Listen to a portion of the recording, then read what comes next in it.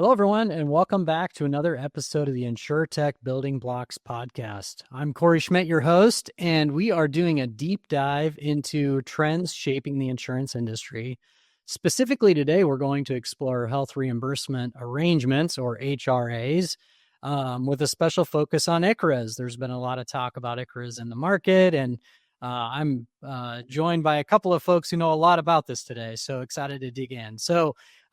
Really, before we dig in, ICHRAs, if you're not aware, they allow businesses of any size to reimburse employees tax-free for their health insurance premiums and medical expenses. So basically a shift from traditional employer benefits more to something that looks a little bit more like individual choice, which we've heard many employees say they would like more individual choice of their benefits. And so I'm really excited to be joined today by Mark Mixer and Jordan Ledford from HRASimple.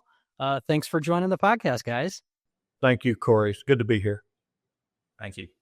All right. Well, let's dig in. Before we get maybe started on my line of questions and things that I'm curious about and helping you guys fill in gaps in my own mind, let's start with a little bit of background from each of you, what you do at HRASimple, and also Mark, I think, involved in the HRA Council as well. So if you don't mind giving the audience a quick background, that would be wonderful. Mark, let's start with Jordan. Go ahead. You start.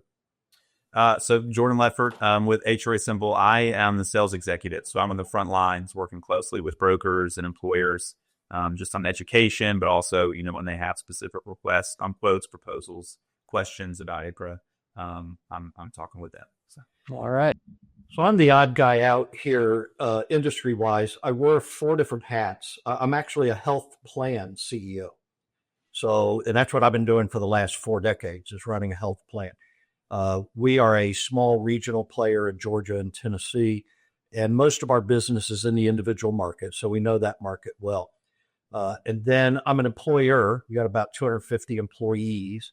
And then I put my employees into an ICHRA, so I'm an employer that has experienced an ICHRA live and in person, and I've been on one, and we've been doing that for 3 years. And then when ICHRAs first came around in January of 2020, we wrote one of the first and the largest employers in the country, and that is what, not by design, but that's what got us into the administration space, was that employer said, all right, you sold me on this idea, now you administer it. And we said, oh. So we had to build out an entire administrative platform. Once we did that for that large employer, we realized we could actually market this across the country and apply it to any size employer. So that's sort of our history. Because I got put in the spotlight early on back in January of 20, that got the attention of the Department of Treasury and CMS and the Department of Labor. And so I began to collaborate with them along with others that were pioneers in this field. And as we got to know each other, those other pioneers, we decided, it'd be nice if we had a not-for-profit entity, and we co-founded the HRA Council, which now, 4 years later, we're the nation's leading advocate for legislative policy on ICHRA. House Ways and Means, Congress on both sides come to us for data and understanding of ICHRA. And then we're on our 4th year of data reporting, which just came out about 3 weeks ago. And that now we've got, I think, 55 participants representing all the major administrators in the country and many of the large individual players in the insurance market, Centene, Ambetter, many of the Blues, et cetera. So long answer to your question. Sorry. No, it's very helpful. In fact, I was actually looking over the HRA Council report, Mark, prior to this podcast. I feel like there's not a lot of strong data around the usage of HRAs and specifically ICHRAs. And I felt like the work that's been done by the HRA Council was maybe the most, illuminating data set that I could find. Yeah, there's been some others, but I think we would be very quick as the council to say we are not the collector of all data out there, but we feel like we're the only ones that have got an aggregated data collection of who is probably got the most volume in the market, right? And we tend to be very Switzerland oriented in our education. We're about educating. We're not about trying to promote, one administrator over the other, et cetera. Remember, ICHRA's still in its infancy, right? I'll give you a comparative. ERISA, which governs any welfare plan that an employer might have, that's been around 50 years, 52 years now, actually. Well, ICHRA's brand new. So you got millions of pages on how to understand ERISA regulation. You've got virtually nothing on how to understand ICHRA administration. So it's a little bit of the Wild West, and brokers need to be careful of that in who they're listening to around how you best comply with ERISA governed ICHRAs, which ICHRAs are governed by ERISA. So you got to be careful of that. Yeah. Interesting. So let's maybe take a little bit of a step back and make sure that folks that are tuning in that aren't familiar with HRAs or specifically ICHRAs, let's give them a little bit of lay of the land. So what are HRAs specifically? Why are they in the spotlight? And then maybe what's an ICHRA as it relates to an HRA specifically? Yeah, that's a great question. If you look back, the jet tour history is this. They started out as MERPs, which were medical reimbursement plans way back in the 60s. And some of your white-collar firms would use them to supplement the health insurance offering that they would do for their executives or maybe their management team. And then as they got established in the early 2000s, is when the true form of health reimbursement arrangements kind of came into being and began to get regulated. And they were exclusively used to reimburse for medical expenses that a traditional plan didn't cover, as well as a laundry list of other things like wheelchairs or over-the-counter drugs, et cetera. For years, it was forbidden by law that you could reimburse out of that employer's money premiums for insurance. And then that changed under the Obama administration in 2016. But the Obama administration only enabled small employers who had never offered coverage before to kind of combine employer coverage and then tax credits. And they would get, kind of an easy on-ramp to offering benefits. Those were called QSARAs, right? Qualified Small Employer HRAs. Then under the Trump administration in 2019, he expanded that. They wrote rules in the first kind of open book. Any size employer could now take advantage of reimbursing for health insurance premiums. And when that happened, beginning January of 2020 is when things really began to take off. So HRAs aren't just individual HRAs. You can have, specific HRAs for limited benefits. You can have them for other medical benefits. They don't always have to be applied only to individual coverage. But right now, the hot topic is ICHRA, right? Right. Yeah. And also increasing the amount of alphabet soup that I have to keep straight in my brain, which is much appreciated. So. Well, and don't get too used to it because we're working with Congress right now, as a matter of fact, on a new healthcare bill in which they'll rename it Choice. Instead of ICHRA, it'll be called Choice. So you got to rebrand everything.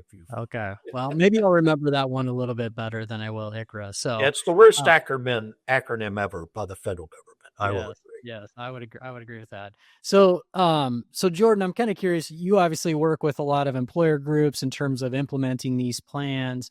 What's the primary driver that you're hearing from the market? Why employers are looking at this model?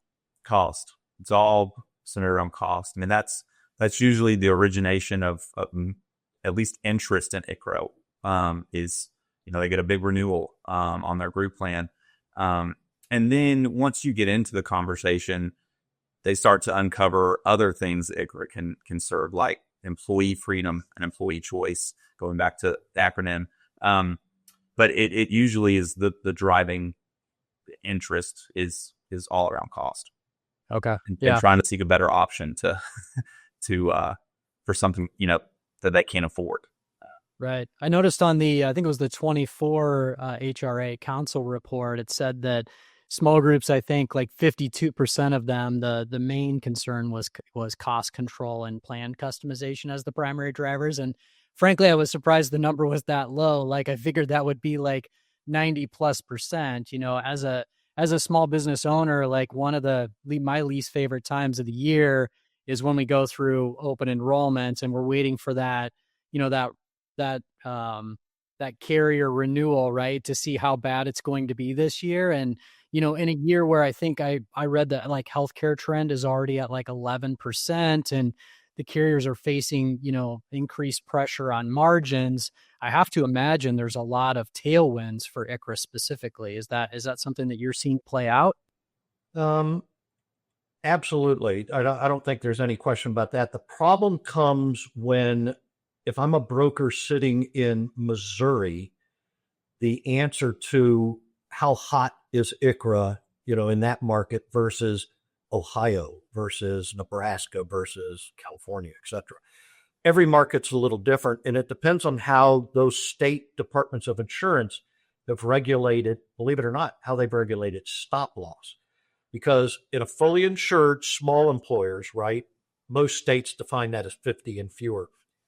Everybody's abandoning the fully insured market. Well, where are they going, right? They're either going, you're not offering benefits at all, which means they're just pushing their employees to the individual market, or they're moving to level funded, which is a 180-degree difference than fully insured, where they were. And many small employers don't understand that. In some states, they've regulated stop loss to where small micro-size employers can't buy level funded, can't buy stop loss below 25 employees, for example. So in those states, you've got to look for employers that are high utilizers, right, but still want to offer benefits to recruit and retain talented employees, right? I mean, that's the only reason you offer benefits to begin with. So the answer to where would I look? Well, it depends on the state, number one, right? How different the group market premiums are to the individual premiums. 38, well, I'm going to guess around 30 out of 50 states, individual premiums are lower, but you have 20 states where it's actually inverted.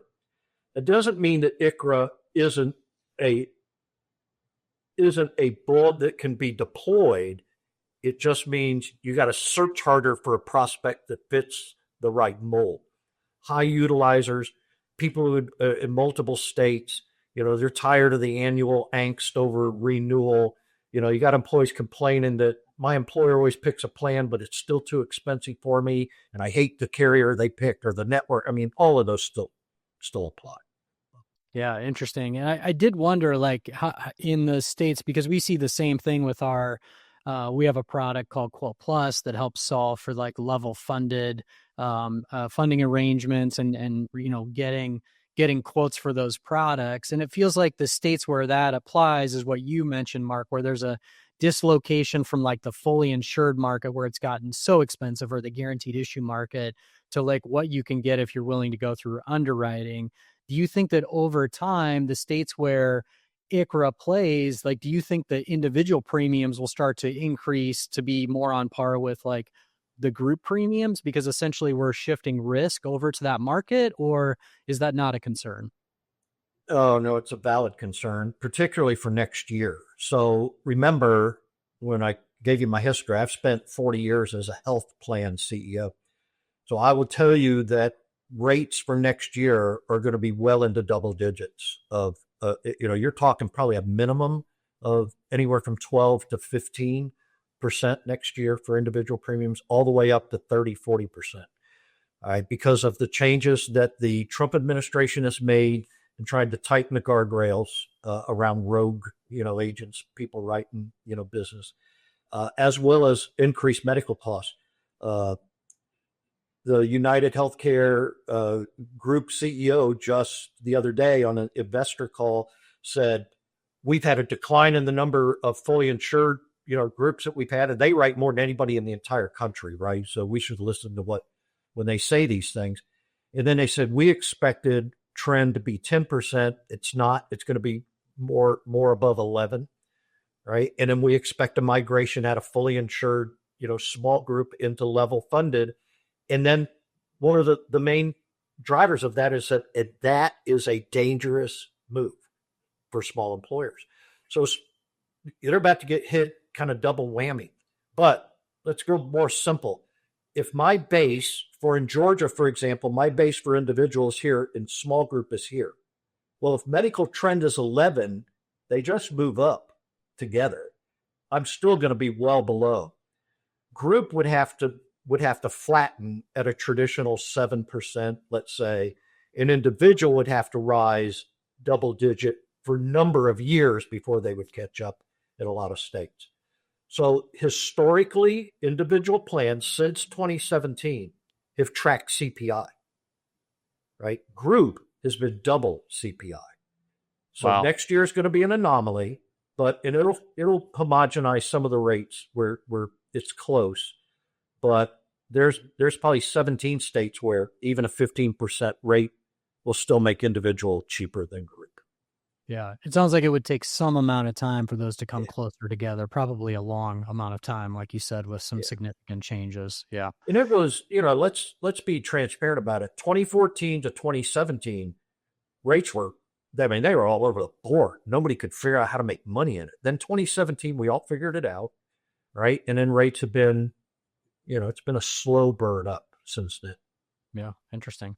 So what's the, when you guys think about, going into an employer group, having the conversation about ICHRA, what are kind of the decision points that the employer is going through, or what are they evaluating as it relates to this? Like, obviously, the fully insured market is, you're getting quotes from the carriers. It's a premium across your full risk, of your employee base. What's the process look like to get onto an ICHRA style benefit plan, Jordan? So you have to remember, employers, and especially the brokers are working with, are locked into a proof world. And so to go into an ICHRA, now they have to translate their knowledge and their verbiage into the individual market. And so you're having conversations about funding, but you're also having conversations about plan design, and you're having to consider what plan offerings the employees are going to find and what that looks like. And it's different in that world compared to the group world. So, going back to what I said earlier, first and foremost, they're concerned about costs and what that looks for them. But they also have to, as an employer, have to translate what they're used to their employees as well. And so we're having all these conversations kind of centered around what's different compared to the group world, what they're used to. But what, in good ways and bad ways, right? Of here's what it's going to look like. Not necessarily bad, but it's different. And so just trying to wrap their head around that, is kind of where most of the conversations start. I imagine there's a fair amount of modeling that's required then, as it relates to understanding Mark's chuckling, the plans that what does this plan that I have with my employer group look like on the individual market? What do those rates look like? It sounds like fairly complicated, especially I think about our own business where we have employees all over the country, right? And they would have different options available to them in the individual market. How hard is it to model out the actual effect on costs? Almost impossible. When we're putting a proposal together, for instance, we have to make a lot of assumptions, outside of participation, outside of, what employees are going to choose as far as plans, and basing the funding off a certain model as well. So it's complicated. And we do our best, but you have to make a lot of assumptions. And it's really, really hard to give a true, accurate, perfect picture of what it's going to look like for the employer, because I don't know that there's one way to do that. And you consider everything. I think one of the things that we did well early on, and we've held to this kind of as our true north, is we're very transparent about what assumptions we've made. We get buy-in from the employer, and then we actually model it all the way down to how this decision would impact every single employee by name, right? Because the last thing you want to do, we wrote a medical facility, and when we did the modeling, it was the chief nursing officer who was going to get hurt. And we made HR aware of that before they made it. Said, I can't fix this, in other words, in an ICHRA. I can't adjust it so that she doesn't get hurt, right, financially. You have to adjust that on payroll. Well, the fact that we had that conversation early on, they were able to mitigate it by fixing it by a payroll. and the other several hundred employees benefited then from moving to an ICHRA. But if you don't know that going all in, you're going to get sideswiped, and the employer's not going to be very happy that wasn't, told early on. Right. That I think has probably been the one piece. You've got safe harbors that we deploy where, if you fund this, as long as you fund at this level, you don't have to worry about compliance and those sorts of things. Once you understand those and you automate them, it's a little easier to generate, quote, early days. To do a quote for 100 people, it would take us 2 weeks, because we'd say, how do you do this? And how do you get to this number? Where do you get the rates from? Right. It'd be fine if everybody were in one spot, and then you get the one guy that's in Massachusetts, and they're in a state-based exchange, and you have no data. So what do you do with that one guy? Right now, we've worked through all those kinks. So. Yeah, I've noticed an influx in the number of like quoting and administration platforms in this space, and obviously, there's been I think a tremendous level of investment, even in like technology startups. What are you guys seeing on the technology front, and like what is the role and how important is technology to solve for that complexity that you're referring to, Mark? I don't know. You want to start on that one? I have my own thoughts. I live in more of the strategic world, and then as the past chairman, and now I'm chair emeritus at the HRA Council, I get to see kind of this at a 50,000 foot view. But it might be better to start from the ground. What are brokers facing, with this? There's like 47 administrators out there now that are at least known. There's probably more than that, but. So I think technology certainly plays a role in trying to bring all of it into one place, right? So plans for the shopping for employees, funding, employer visibility, so they can kind of manage what's going on between their employees. So it certainly plays a role. It varies, of course. I mean, there's tons of administrators, so every administrator's technology platform is a little different. But I think the question to ask is for each of those administrators, what are they trying to accomplish with that technology? Because there's certainly some technology that it's not maybe well laid out and can make the process a lot more complicated and convoluted for the employees and for the employer. You think about where some of these tech companies had their genesis, right? You've got disruptors that were tech people that saw an opportunity, and they've entered the insurance world, and then they realize, oh crap, I got to figure out how the insurance world works, right? Because ICHRAs is literally nothing more than accounting. That's really all it is at its core, right? But if you want to create a great user experience for not only the employer, but the employees, you've got to create an ecosystem that enables them to see everything, all of their choices. How do I migrate? In my county here, there's 96 plans I can choose from. That's too many. How do you use technology to narrow that down, right? And if I'm a tech company, and brokers need to pay attention to this. What you'll hear from the tech type people are, well, coverage is coverage is coverage. They bought a gold plane. Who cares where they bought it from? But as brokers, okay, of which I've been one for 50 years, right, as well, I know that it isn't equivalent, that a bronze plan from this carrier is much different than a bronze plan from this carrier. And that's the difference.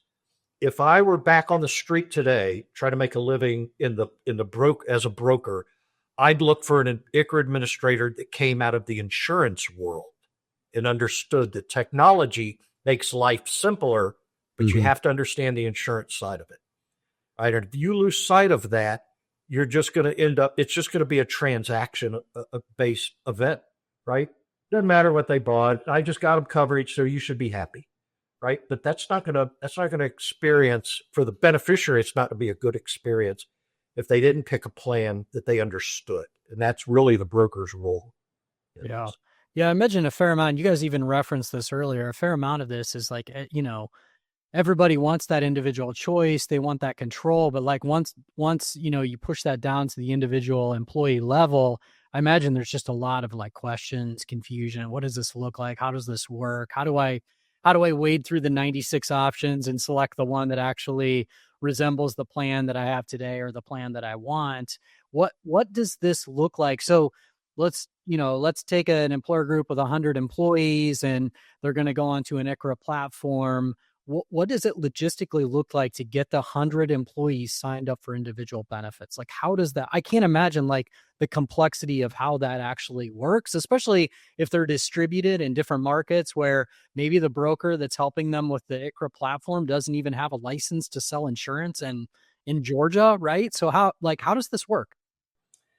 I will tell you, so this is our experience, right? Literally, now we're in our 5th year, moving into our 6th year of this next year. This is exactly what the member or the employee journey looks like. Before we even get there, somehow they've been told, next year we're moving to this thing called an ICHRA, everybody, and all the employees do this. They're taking away our benefits. So every year it just gets worse and worse and worse. And literally, and then they go, we're going to have people, either it's online webinars or on site, and they walk in to either with that attitude, this is horrible, right? And then we go, well, let's unpack what's happening. And then as we unpack it, they begin to do, now what? Now say that again. And they go, oh, okay. So now I'm beginning to understand it. So education is key to this, right? Not only to the employer, but with the employee. And then they realize, oh, you mean I used to have a payroll deduction, and now because of pricing in the individual, I don't have a payroll deduction anymore. So I just took a raise in pay, but then I get to pick whatever plan is best for my family. That's great, except I don't know how to pick a plan. Well, we can help you with that. And then walk out. Okay, not everyone, let's be fair, right? But the vast majority, they start here and they walk out and say, this is great. And that's evidence now in our data reporting at the HRA Council that renewal or stickability of an ICHRA, we have yet, to my knowledge, of all of our accounts, we've never had an account say, yeah, this ICHRA thing ain't for me after the first year, they've gone back to group. We've had firms that get bought out and they get moved back into group at the bigger company. But we've had nobody, to my knowledge, that said, we hate this ICHRA thing, we're going back to traditional coverage. But it's that jump in that first year that they got to be bold enough to make the jump. Once they do, it's usually a fairly positive member experience. And we're involved, he and I are involved in the actual, enrollment of people. We're in the trenches with everybody else trying to make that happen. So typically those employees then are working directly with that group broker to try to navigate how to get into the plan for them. Yeah, you got 2 models out there, Cory, among administrators. Those where the broker says, this is almost always the first question we get. Do you require that you're the agent of record, or can I be the agent of record? Right? And that's a fair question. We require we're the agent of record because then we can own the whole ecosystem. Right. If you want to be the agent of record, then you have to find an administrator that allows for that. But remember that now you've got, when the employees have a problem, the administrator can't help. Because when they call Ambetter or Cigna, so you're going to say, we don't know who you are. You're not the agent. Click. So you're going to get all those calls. So you got to work with an administrator that allows the broker to remain as the strategic advisor, right? That doesn't have to handle all the machinations of an ICHRA. Because you still have all the mods, ads, terms, people come, people go, new hires, terminations, etc. So.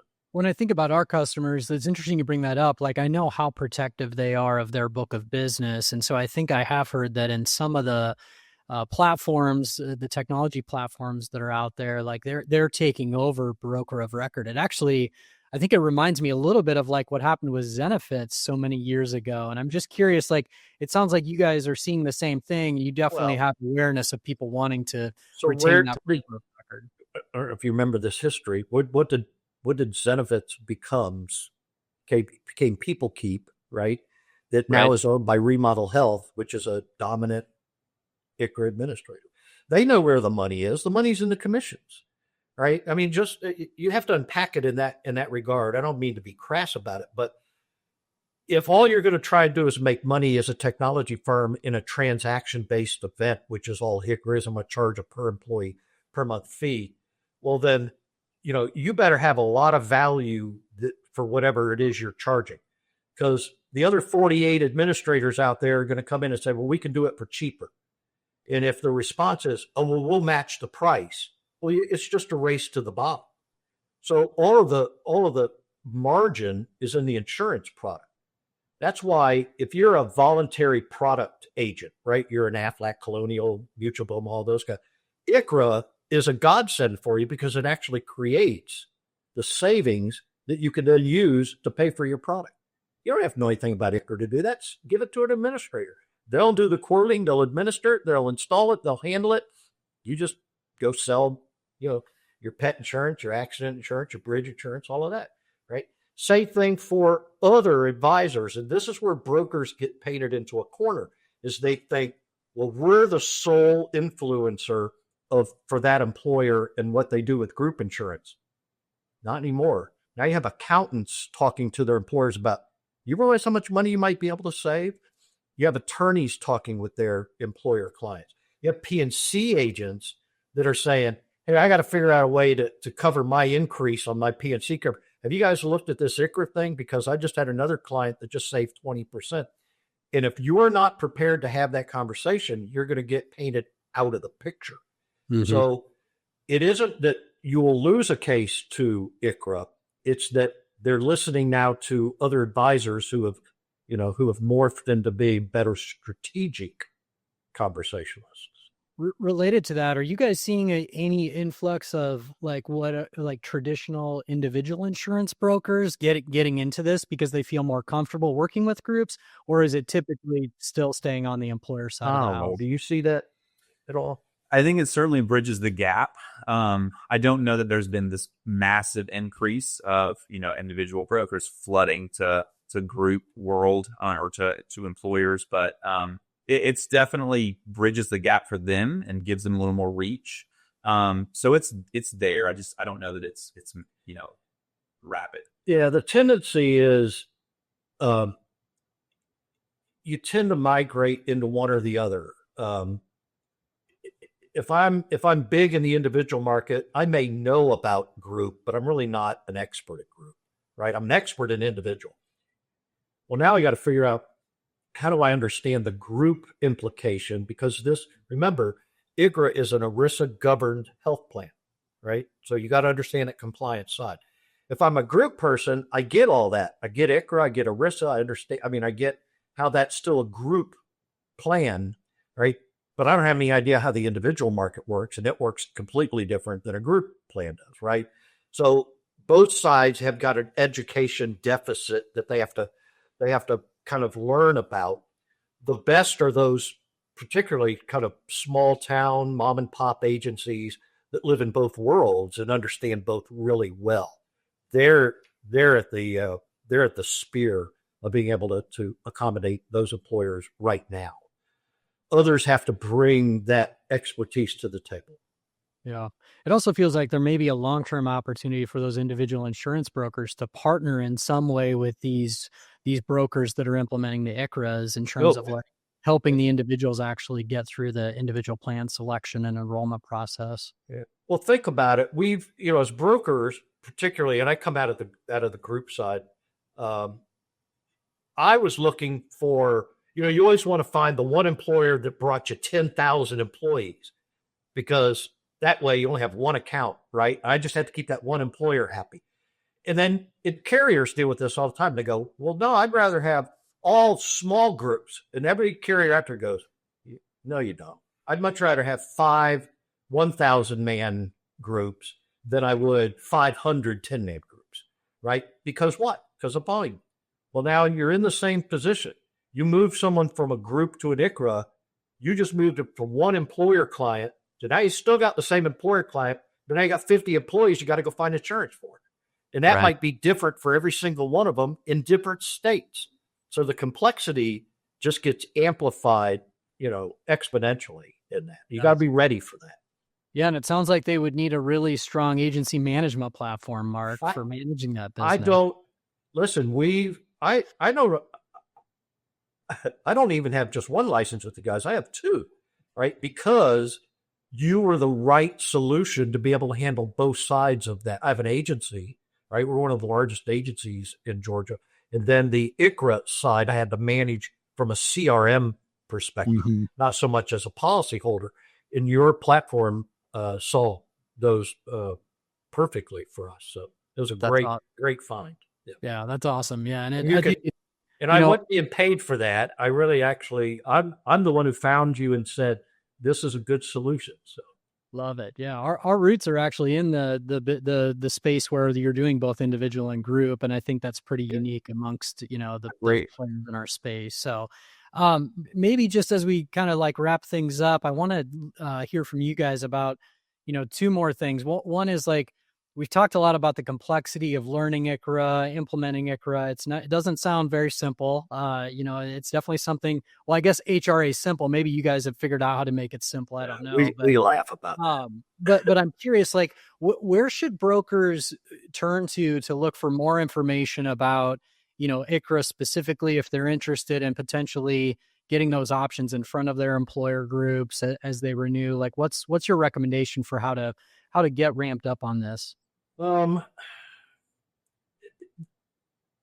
This is the equivalent of saying, hey, I don't feel well, my side hurts, so I'll go ask Dr. Google, and you'll find a million, resources.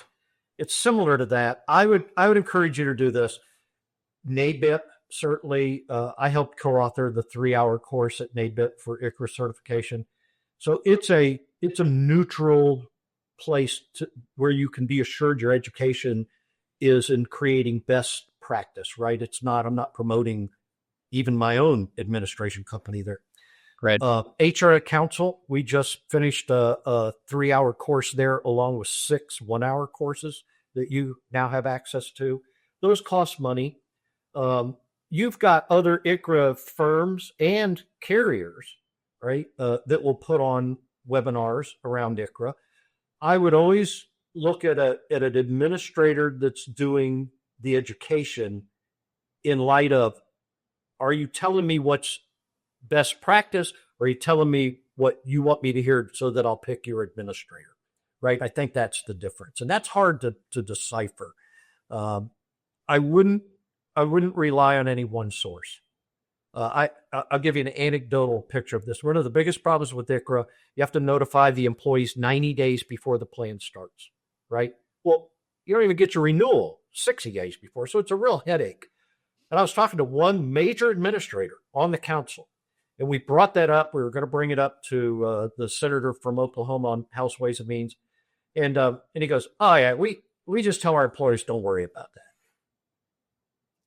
And I was in shock. And I said, so I'll just remind you that it is crystal clear in the governance, and it's up to an $1,100 per day per participant fine if you don't do it. If you get audited and it was a gross, but I don't know that I want to be the advisor. I know he goes, yeah, he goes, most of our accounts are small. Nobody's going to get audited.